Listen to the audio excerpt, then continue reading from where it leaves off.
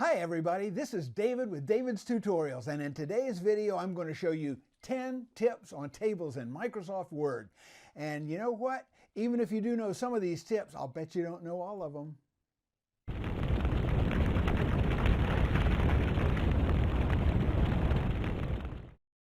In today's tutorial, I'm going to show you 2 uses of tables, 2 ways to create tables, 2 ways to adjust tables, 2 ways to add rows and columns to tables, how to specify header rows, how to format tables and header rows, how to position tables precisely, including centering. I'll show you how to nest tables. I will show you how to set table properties. And finally, I'll show you how to delete tables. It's not as easy as you think. Now, before we go any farther, I'll let you know that in this tutorial, the demos are being produced in Microsoft Word from Office 365, the latest edition as of early 2019. If you want to go directly to any of the topics I just mentioned, I'm going to put time codes for each of these topics in the description section down below here on the YouTube video. You should also use the sharing links down below this video in YouTube to share it with other people you know who use Microsoft Word. Okay, let's get started with the 2 uses of tables.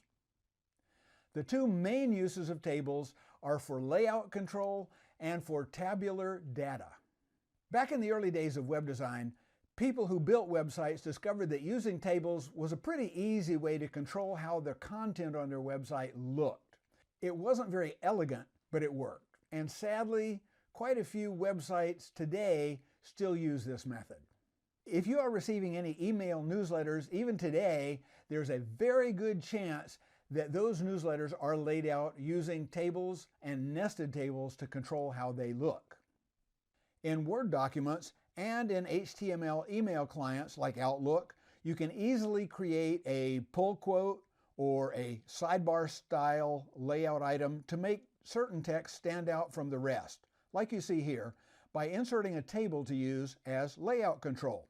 We'll get into how to do that a little bit later in this video. For information or data that naturally lines up in rows and columns, such as lists of names and addresses and phone numbers, tables are an excellent way to organize it, because you can have as many columns in the table as the width of your page allows, and you can have pretty much an infinite number of rows. What you see here is an example of a table I use to keep track of investment suggestions various financial advisors have made in their newsletters. If you're going to use tables with your content, either for layout control or for tabular data, you're going to need to know how to create tables and put them into your document. One way to create tables, and this is the way many of you probably already know, is to use the ribbon bar. To insert a table this way, it is helpful to know in advance how many columns you will need, but it's okay to estimate because we can change it later on. Start by going to the Insert tab on your top line menu, then in the Table segment, find the table element and click on the drop-down triangle beside it. You will see a grid from which you can select the number of columns and rows you want in your initial table. As you drag your mouse cursor over this grid, Word's Preview feature will show you how that number of rows and columns will appear at your insert point when you click the grid. Or you can select Insert Table beneath that grid, and it will bring up the Insert Table dialog where you can select the number of rows and columns in your table and set the auto-fit behavior. The default is to set the columns to equal widths to fill 100% of the width of your document. If you select Auto Fit to Contents, then the columns will change widths as you type content into them. I don't really like this option because one of the main reasons I use tables is to have good constraint and control over the preferences that I set, such as column widths. The secondary way to insert a table, and this is the one I just learned recently, is what I call the plus-plus method. At the beginning of any line, type plus, dash, plus, and press enter. This will instantly give you a 1-row, 1-column table that you can modify using any of the techniques in the next section on adjusting tables. I like to do this on the numeric keypad because it's an easy one-hand entry. Plus, dash, plus, enter. The capability should be turned on by default, but if it doesn't work for you, then you probably need to turn it on in Word's Options. To do this, click File, Options, Proofing, then click on the Autocorrect Options button. Find the checkbox for Apply as you type and Tables and be sure it is checked. Click OK, and this method should now work for you. If you want to create a table with multiple columns using this method, simply add an additional dash plus for each column you want. For example, if you want a 4-column table, simply type plus dash plus for the first column, then add dash plus 3 more times. 1, 2, 3 for 3 more columns, and then press Enter. And there it is. Oh, and by the way, spaces will also work in place of the dashes when you use this technique. Let's try it this way. Here we go. Plus space plus enter, and there's the table. It would be good for you to try out both of these create table methods so you feel comfortable using them and to more firmly fix in your mind how it all works. Once you create a table, that's just the starting point. You also need to know how to adjust the dimensions of the table. The first and probably easiest way to adjust the dimensions of a table is to drag the table's borders. Position your mouse cursor over any border of the table or over the square at the bottom right of the table until it becomes a bar with a 2-headed arrow. Then click and drag. You can see how easy it is to adjust the width or height of any table, row, or column. If you're on a border, it will drag that border for all the cells in the table, either vertically or horizontally. If you select either the left or right border, this will change the width of the entire table. If you select an interior vertical border, this will change the width of the entire column to the left of that border. If you select an interior horizontal border, it will change the height of that entire row above that border. Now, there are limits to how far you can drag any of these borders, so I suggest you experiment with it several times to discover and to get the feel of how it does. Another way to adjust your table's dimensions is by using the Table Properties dialog. You can get to this by right-clicking anywhere inside the table and selecting Table Properties from the context menu, or by clicking inside a table to put your insertion cursor there, then in the Tell Me What You Want to Do search box at the top right-hand side of Word's top-line menu, type Table Properties. In this dialog, you will see tabs across the top. The tabs for row and column will allow you to adjust the height of any row or the width of any column in your table, and this can be especially handy when you want to specify precise measurements. Here's a look at the Row tab. Note you are only adjusting the height of the current row. And here's a look at the Column tab, which is also adjusting just one column. You can adjust multiple rows or multiple columns by drag selecting them, but to me, this dialog is really a bother, and I only use it when I need precision. In the vast majority of instances, I have found that simply dragging the border to make your adjustment is much easier. Being able to adjust the dimensions of your rows and your columns in your table is fine, but what about when you need to add another row in the middle of a table or another column somewhere in the middle of a table? Let me show you how we can do that. It's easy to add a new row at the end of a table. You just put your insertion cursor in the very last cell in the table and press Tab. You can hold down the Tab key to add as many new rows as you like. And here's a bonus tip. If you need to add a tab character inside a table cell, hold down your Control key and press Tab. This will insert the tab character inside that cell and prevent the tab character from moving your insertion point to the next cell in the table. If you use tables quite a bit, as I do, there will come a time when you need to add a new row in the middle of a table or add a new column somewhere. The first way, and this works for both rows and columns, is to simply right-click in the table where you want the new row or column to go and select Insert from the context menu. This will give you a secondary menu that is nicely self-explanatory. Now I'll insert a new row below the current one. And there it is, done. And now I'll insert a new column to the left of the current one. Done. Easy peasy. An interesting thing to know about this method is that you can insert multiple rows or columns simply by selecting multiples before right-clicking. In this example, I am selecting 3 rows. Then I right-click, select Insert, then Insert Below. And now you can see we have 3 new rows below the 3 that were selected. This works for columns as well.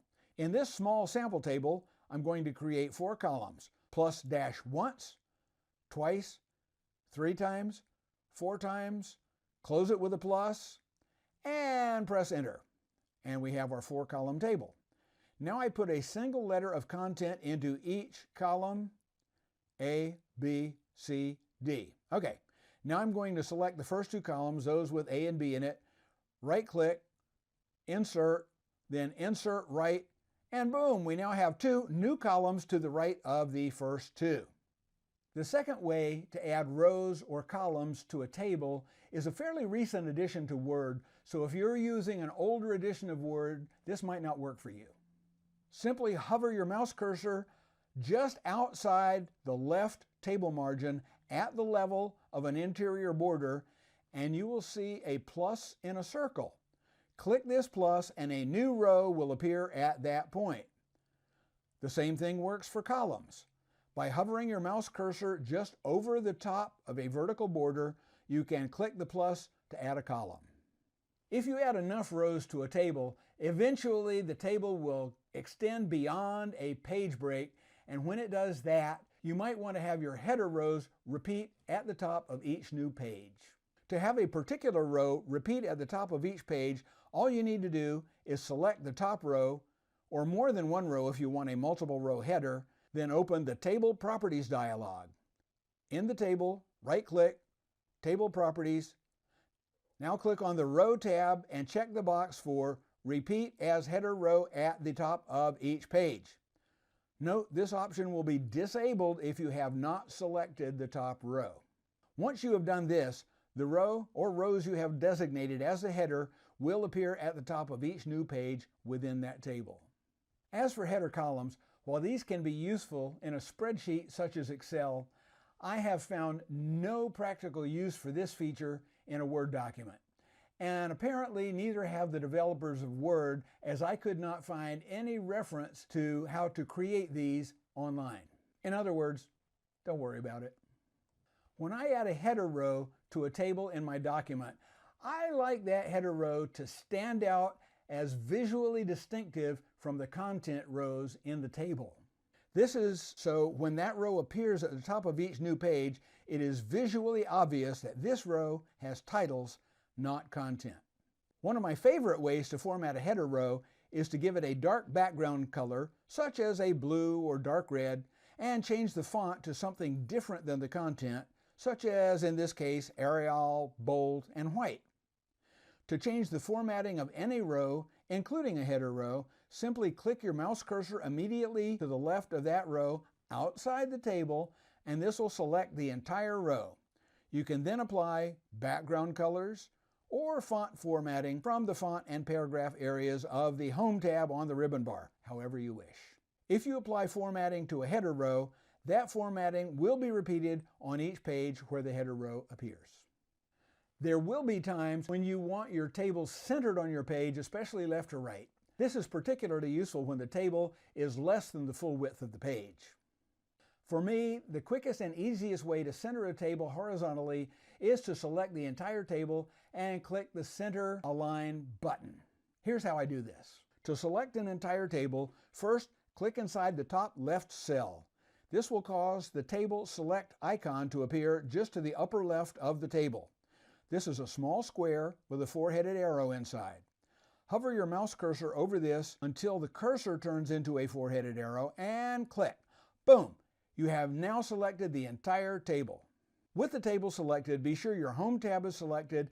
Then in the Paragraph panel, click on the Center button or press Ctrl-E. This will center your table left to right on the page. If your table is full width, you won't see any effect from this. You can also center a table top to bottom on a page.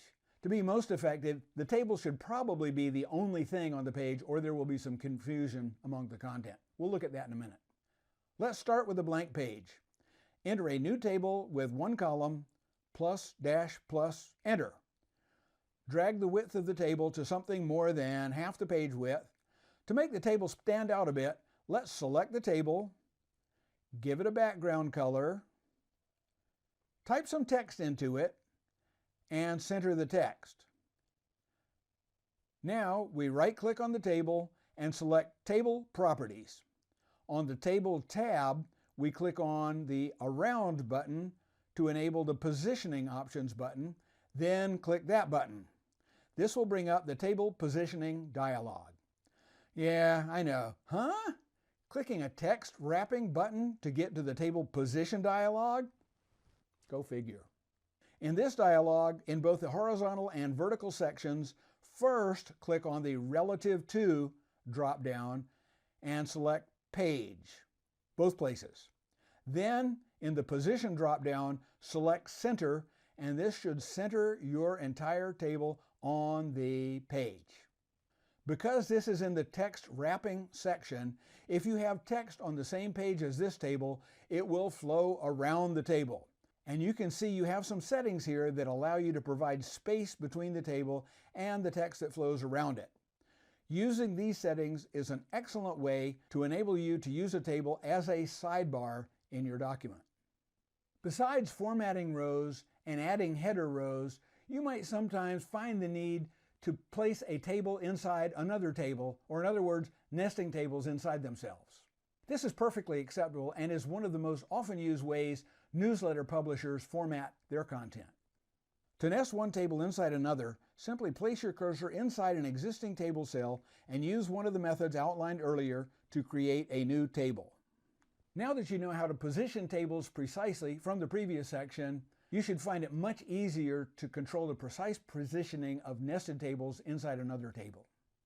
In addition to the positioning controls we learned in Part 7, I'd like to quickly now cover some of the other table properties, namely text wrapping, cell properties, and alt text. Text wrapping. In all cells in a table, unless you have your table set to grow the width of the cells with the content, text will wrap to the next line automatically by default. There is a Wrap Text checkbox in the Table Properties Cell Options area, but it doesn't work. Or rather, I haven't been able to get it to stop wrapping text when I uncheck the box, nor have I been able to find any reference on how to make it work. Instead, if you want a particular cell to contain overflow content that is cut off after, for example, only one line, you need to specify the row height. To do this, select the row, go to Table Properties, Row tab, verify a single row is selected. Here you can see I've selected row 3, then specify the row height to be exactly the height you need. In this example, that is 0.24 inches. The text will still be there inside the cell, but it will not be displayed, as you can only see it when I begin deleting letters from the beginning of the text. You can see the text is still there. Cell Properties is another control you can access from Table Properties, the Cell tab, and the Options button. As you can see, you can set margins, which is how much space you want between the text in the cell and its border. To use this feature, you must uncheck Same as Hold Table. In this example, I am setting all 4 borders to 2/10 of an inch. Click OK, and you can see the results. There is more space between the text and the border of the table. One more option in this dialog is to fit text into the cell. Now this is kind of fun, although sometimes I wonder how useful it will be. As you can see in this example, check Fit Text, OK, OK. This option decreases the width, but not the height, of the letters in that cell to fit all the text into the width of the cell. Finally, Alt Text is the place where you can put table title and description. While I could find plenty of instructions online about how to add this alt text, there was absolutely nothing I could find on how to use it.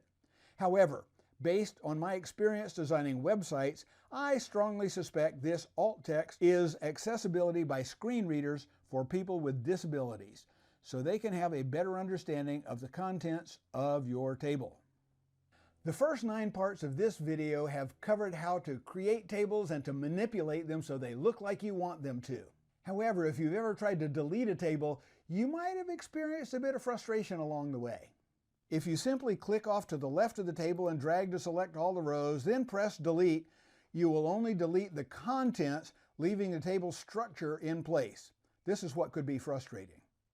However, if you click on the line before the table and drag through the entire table to beyond the bottom, then click delete, you will probably delete the entire table. However, an even better way, one that works even with large multi-page tables, is to use the table selector icon to select the entire table, then press the backspace key. This is particularly effective if you are forwarding an email newsletter to someone and want to delete most of those pesky ads or delete the area at the bottom that contains your unsubscribe information. So there you have it, 10 tips for tables in Microsoft Word. We have covered how tables are used, how to create them, how to adjust them, how to add rows and columns, creating header rows, formatting header rows and the tables themselves. We have covered precise positioning for the tables and nesting tables inside each other. We have covered text wrapping, cell spacing, and we have covered how to delete entire tables. You can help lots of other people by sharing this video. First, you can help other Word users become more proficient with tables. And second, you can help the David's Tutorials channel. Other ways to help the channel and to encourage me to continue making more of these videos is to click that thumbs up button and to leave us a nice comment in the section down below and let us know what you thought of this video. And finally, if you're already a subscriber, thank you so much. I appreciate every single one of you. And if you're not, why not go ahead right now and click that subscribe button and then the bell icon to be notified whenever we post another great new tutorial right here on David's Tutorials.